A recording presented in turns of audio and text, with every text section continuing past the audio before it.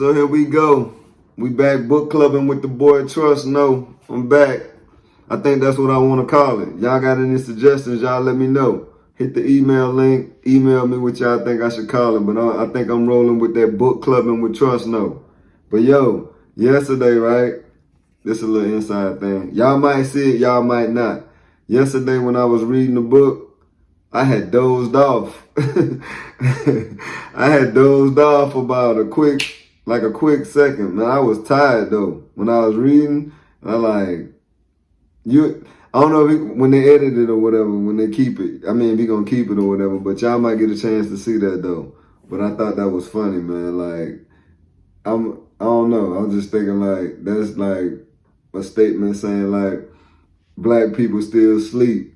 And I literally fell asleep while reading the book. But let's get started though, y'all. For real, man. I need y'all to go get that book. Because I want y'all to read along with me, man. Straight up. My time. Okay. All right. We still on chapter 1. So, okay. White wealth ownership compared to black wealth ownership. And it's got like a table 1 in here. So it says, obtaining wealth equality in America is a rigged game. There is no equal opportunity to gain wealth. Such opportunities typically depend on 4 factors: inborn capacity, cultural and educational opportunities, ownership and control of resources, the power of racism.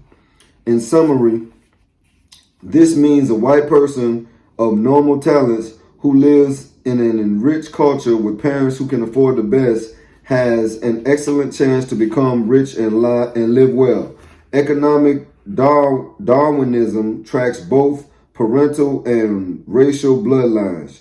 Structural racism enables whites to acquire wealth, while capital gains and inheritance laws ensure they will keep and control wealth. Steve Brower stated in his book, Sharing the Pie, that in 1996, Charles Darrance of the Campbell Soup family inherited a great deal of wealth. He traded in 9 million shares of company stock and earned $740 million. Warren Buffett, a Wall Street investor, profited $10.6 billion over a period of 24 months for a total fortune of $21 billion. In comparison, nearly 50% of black America has a net worth approaching zero because its debts negate any property or assets they can pass on to their offspring. The white economic stronghold on essential empowerment resources is also reflected in business ownership and management, which is nearly 100% white and mostly male. When white economic monopolies open up, white females get in the door first, followed by those ethnic minorities classified as white.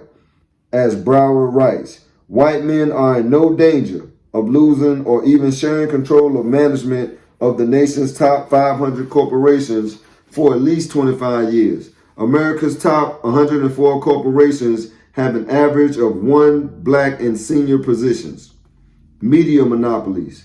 Commercial media create a virtual reality of our society. Not only are the owners of media responsible for the information that we see and hear, but they create images of blacks and define us and our sense of community. This is troublesome for blacks because whites hold ownership monopolies over this nation's print and electronic media. Media ownership is a source of control over power, wealth, and information. Media power is political power. Whites control nearly 100% of this nation's 1,500 daily newspapers, 11,000 radio stations, 11,800 cable systems, 1,500 television stations, and the major internet businesses. These monopolies ensure that blacks will never have an effective mass communication of their own. It means that blacks will always have to ask permission to use white-owned mass communication vehicles to reach out to other blacks or discuss sensitive racial issues. Members of the public who desire to be exposed to the perspective of blacks are deprived of that information and do not have access to that type of unfiltered programming. White society constructs monopolies inside of monopolies. Clear channel communication provides a good example of media ownership as an important racial monopoly that is also a major source of wealth and power. According to the company's 1999 annual report, it owns 900 radio stations, 19 television stations, and 700,000 outdoor advertising units in the United States. It has equity interests in 240 stations internationally. The company gross revenue in 1999 was $3 billion, which was up 97% from 1998. White media protects white interests. Without wealth to own media outlets, blacks will always be in a position of complaining about the images others present of them, but they will never have sufficient means to change or fashion appropriate images of themselves. In 1999, the National Association for the Advancement of Colored People, the NAACP, led a complaint and threatened a boycott against all the networks for a television season that lacked minority characters in the program lineup. The network owners did not forget that blacks existed. They chose not to include them. In matters like this, blacks negotiate from a position of weakness because they own no networks and few television stations. So y'all hear that? Basically what it's saying is they got the power structure set to where we ain't gonna never own no TV stations. We ain't gonna never own no news advertising outlets. You feel me? Like everything that even me broadcasting on YouTube, we don't own that. We just allowed to say what we need to say. Don't say the wrong thing or your channel gonna get a strike or your channel might get cut. Basically, we operate under their power structure no matter what. The NAACP, they wanted to get this from 1999, but they was operating under trying to get us to the forefront, but get our black actors and actresses to the forefront so they can get in movies, TVs, which we see today. But like the guy just said, we don't own and control the media.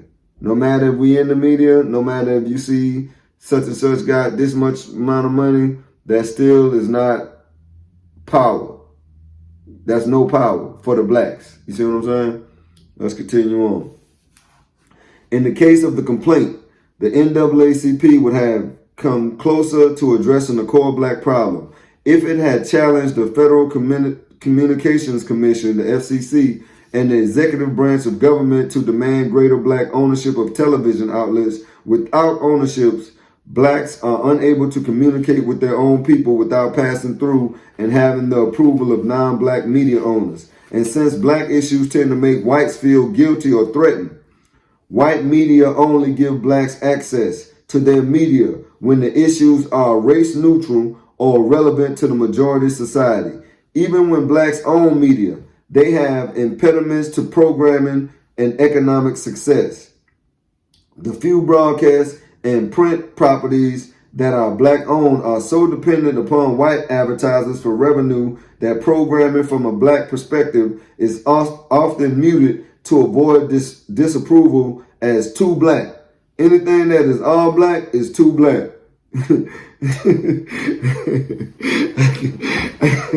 No, how can you be all too black? This shirt black, I'm black, my watch black. You feel me? How black can we get? You know what I'm saying? They don't want us. They want us to be like similar like an Oreo cookie. Like on the outside is black, super black. Everybody know what an Oreo cookie look like. I wish I had one to show it to y'all. But on the inside of that cookie, what color is it? You feel me? That's what they really want. They want the outside to be black, but they want the inside to be, you guessed it. So that's what we gotta change. And the only way we can change that is by empowering ourselves. And how we empower ourselves, we got to get back on our reading. It's a lot of information in these books. On that internet, I know you can listen to the audio book, if it's an audio book. I don't think they made one yet. But we gotta change. We gotta get back into our minds and go deep back into our minds, and then let our minds control our bodies. And when our bodies gonna control our actions. You see what I'm saying?